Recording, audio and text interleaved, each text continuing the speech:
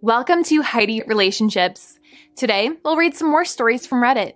But before we start, I would really appreciate if you could subscribe to the channel, like the video if you enjoyed it, and maybe leave a comment down below. That would help the channel a lot. Thank you very much in advance. The first one is titled, "How Can I Divorce My Wife When She Is Almost 100% Dependent on Me?" To sum up what's happening, I am moving toward divorcing my wife, S, whom I've been with for 17 years, since I was 18 years old. The easy way to say it is that S and I don't have a partnership.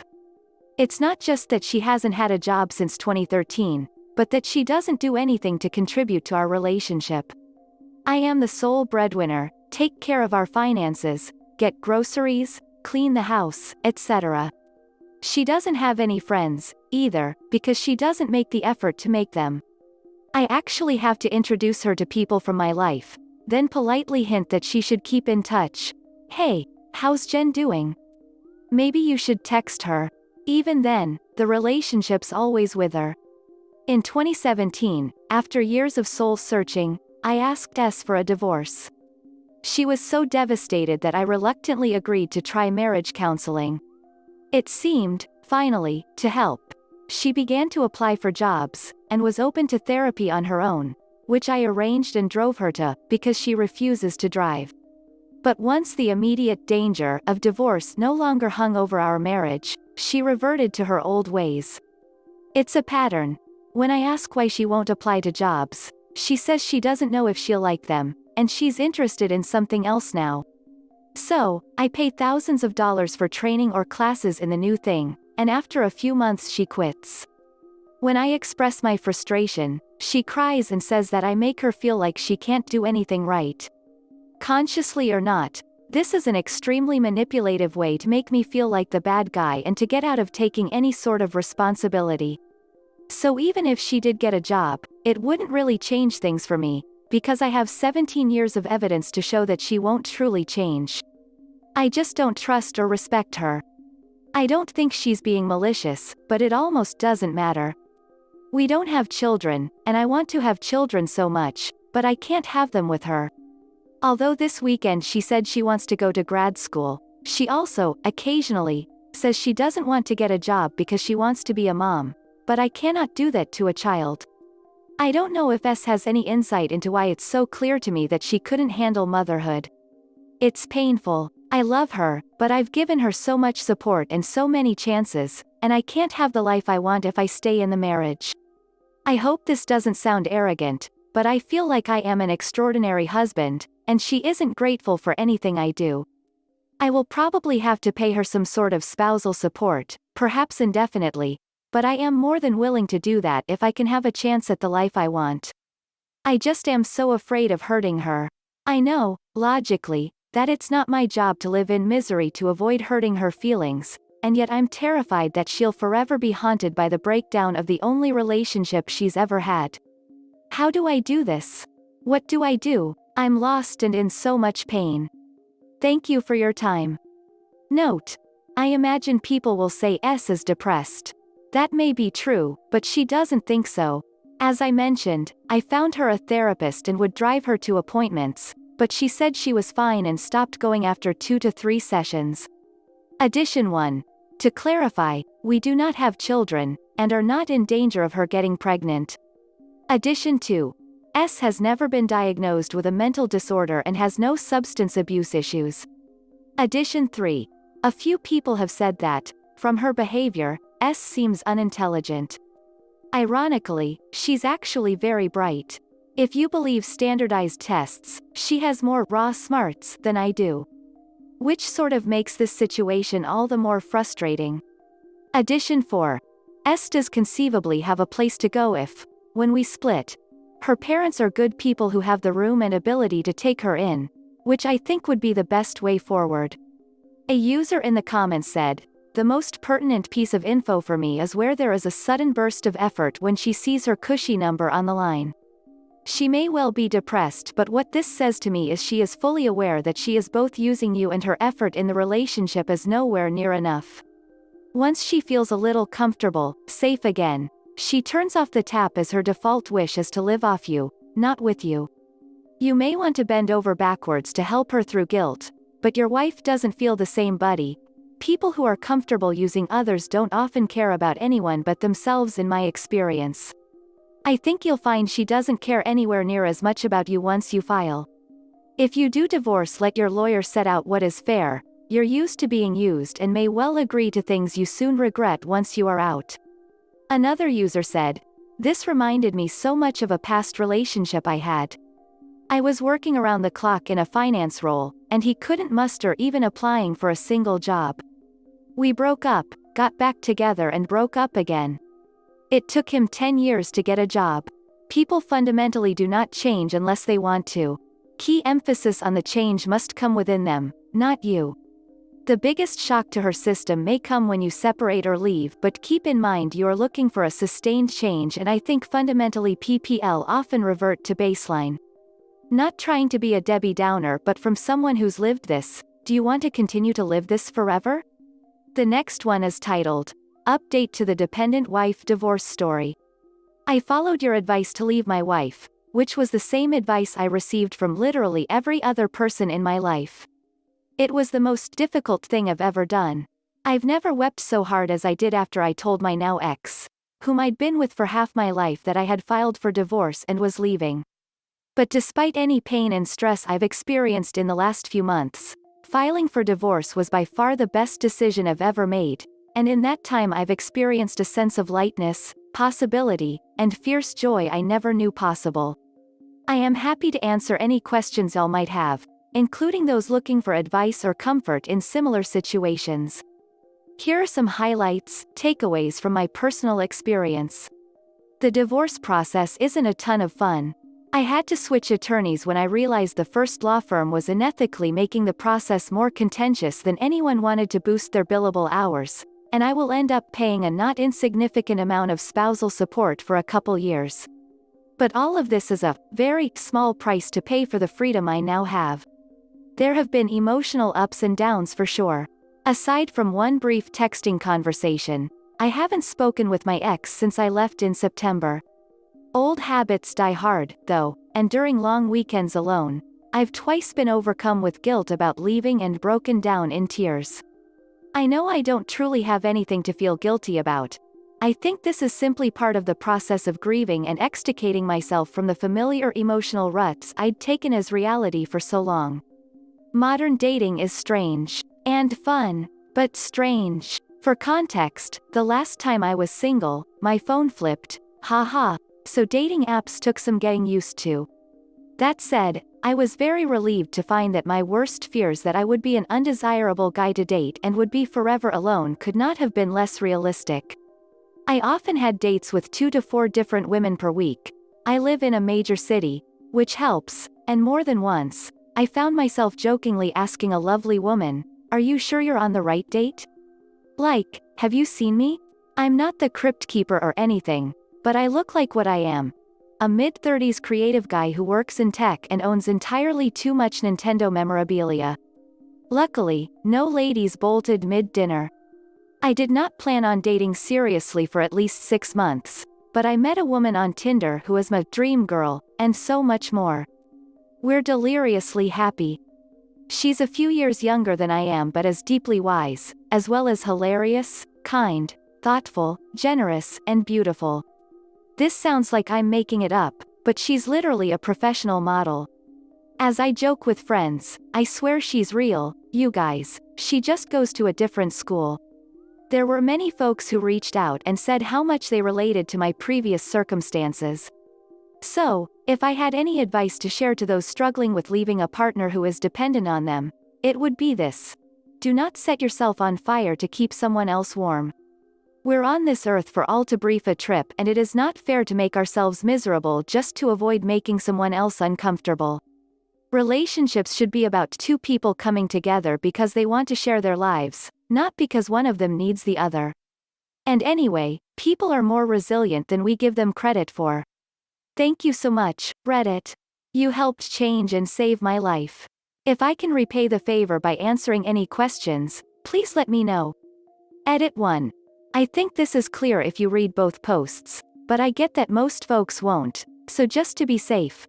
I didn't leave just because of Reddit. Everyone in my life, including friends who loved both me and my ex, believed it was the right thing. Because I'd tried for years to get our marriage to work, she wouldn't reciprocate, and the effort almost killed me. Reddit offered enormous comfort and further confidence, though, and I'm deeply grateful. Edit 2. Quick notes to address a couple questions in the comments. What is my ex doing now? Aside from a brief text conversation, we haven't spoken since I left. Through my lawyer, I know that she is living with her parents and is looking for work. In that text conversation, she said she hopes we can be friends and talk when this is over. She also said she understands and respects my decision to not be in contact with her. Whether or not we'll have a relationship after this process, I truly don't know. But I admire the strength it took to send that magnanimous message, and I wish her only happiness and the best. How did my ex's parents take this? They understood completely. They didn't even ask why I was leaving. They already knew, which was both comforting and sad. What did my original lawyers do that made me seek new counsel? Well, they weren't billing me for hours they didn't work. Rather, they were creating unnecessary work so that they could have more hours of work to bill. Basically, they were misrepresenting my ex's lawyer as being much more aggressive and litigious than he actually was. I found this out when they described an email conversation they'd had with him. Then, accidentally, I assume, sent me the actual conversation as part of an unrelated email forward. The real conversation was nothing like what they'd reported. There were a lot of things like that. You're not actually dating a model because that is ludicrous, or, haha, you're dating a model. Have fun paying for her life, too, Einstein. Oh yeah, totally, I agree. It is ludicrous. Especially since I basically have the physique of a guy who loves ordering fitness DVDs but does not love opening them. But she really is a model, and her looks are honestly the least beautiful thing about her. Also, she's 30 and knows modeling won't last forever, so she's already fielding offers to go back to work as a psychological counselor. Edit 3. 5. How did my ex react when I told her about the divorce? She was terribly upset and lashed out at me verbally. I'd expected that and don't begrudge her for it, and I'd made arrangements for people she loves to be nearby and come over right after that conversation so that she wouldn't be alone. Edit 4. 6. Why are you in another relationship so quickly? Have you, actually met your new girlfriend, aka is she even real? I definitely didn't intend to get into another relationship so soon. But things have gone incredibly well so far, and I cannot wait for my new girlfriend to use the money I sent her to get her buried inheritance out of Nigeria so we can finally meet. Joking. In all seriousness, these are great and totally fair questions. In fact, my friends and family, while absolutely thrilled to see me happy, were also concerned that I was jumping in too quickly until they met my girlfriend, W. Saw what I see, and fell in love with her as well. W is, in some ways, the opposite of my ex. She won't let me pay for anything outside of date night costs. For instance, she's very independent, and she has a professional career, as a psychologist, that she's looking forward to returning to whenever the modeling time in her life is through. I'm sure I have a lifetime of lessons yet to learn, but although I will make mistakes in this, and any relationship, I won't be repeating the mistakes from my marriage. Promise. The next one is titled, Iida for kicking out my wife's ex-in-laws during our pool party because they were douchebags. My wife Ari was married back when we were only friends. And she and her husband Eric were trying to have a baby.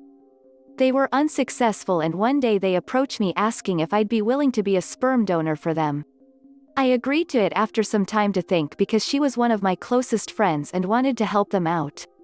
We talked about my role being the fun uncle type and being there for important stuff. She got pregnant and had my son John. She and Eric separated when John was a few months old, but he was still involved. But when he was 7 months old, Eric passed away. Ari struggled a lot as a single mom, and so I wanted to help her out more. Slowly, little by little, I got to be more involved helping take care of him. 4 years later I fell in love with Ari, and we pursued a romantic relationship. Eric's family was still involved in John's life, and they were outraged when they found out about us.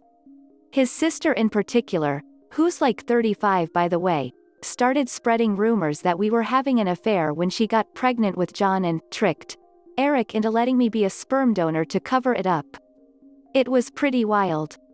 They just saw it as Ari committing a massive betrayal to Eric's memory, starting a relationship with the biological father of their child even though they were already going to divorce. We had to cut it off for a while. Then we got married and have another baby on the way. Last year Eric's family wanted to come around again to see John, 7. We talked it over and agreed to it. It mattered to us that he still gets to have his grandparents around, so we hoped it would work out. Due to COVID we only saw them a handful of times, but they were invited to our pool party. Sometime during the party, I heard some arguing and my wife went back into our house crying. I took them into the house and asked X-Mill what happened. She looked furious. So, the topic of John's school came up.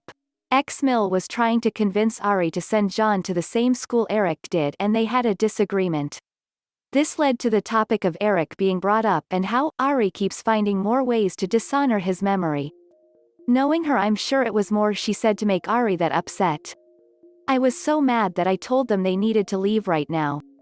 They left through the front so party guests in the back wouldn't see, but they were still furious at being kicked out. And really think I was in butthole for making them leave over a disagreement like that. I'm just not happy with them at all, and neither is Ari. But still wonder if I was in butthole for my reaction. A user in the comments said, NTA. I mean, you're asking whether you are an AH for telling people to leave after they insult your wife and make her cry? Obviously not. Also, it's probably not good for John to be around such boorish people. Abusive family members often try to play this woe is me game. A good exercise is to ask yourself what you would do if a random stranger walked into your home and insulted your wife. Would you let them hang around and have a burger? Another user said, NTA. They don't get to judge and be rude to your situation. Also, it's your home, so it's your rules. You guys gave them another shot to come back into your lives on good terms and they blew it. You handled it appropriately through, let them slip away from the front door so no one sees. Saves them public humiliation which would have escalated it more. You stuck up for yourself, your children and your wife. Family first, my man, and you've put them ahead over everything like a great father and husband. The family seems to be abusive, manipulative and mind-numbing. Cut them out now before they become a larger headache. The next one is titled, Iida for telling my wife's siblings to grow up during my divorce with their sister instead? Me, M30, and my wife, F34, are getting a divorce. Luckily it's not malicious and toxic. We have simply grown apart and think our daughter will be happier growing up with two individually happy parents versus two resentful parents under the same roof. It's still hard though. It's sad and it's stressful for both of us. My wife went to stay with her dad, and her two siblings visited. Her sister is very negative, very angry. She always starts some kind of argument. Her brother is the opposite, a kind soul, very funny and kind man. She calls me in tears, and says they're all being horrible. Apparently the first thing they did was try and convince her that we were making a mistake and clearly hadn't thought this through. When my wife grew defensive, her sister said she is clearly not in a good state of mind, duh, and that she should leave because she was being toxic. The brother said nothing, and neither did her dad. They just let it happen, and now they're all being weird and aloof with her, during a time when she needs them most, and drove 6 hours to see them and instead she's driving back in tears. I called her sister and let rip. I said, how is it possible that she goes to see you because of the divorce we're getting, and yet she's calling me for comfort because you're being nasty. I was angry. Her sister said this has nothing to do with me.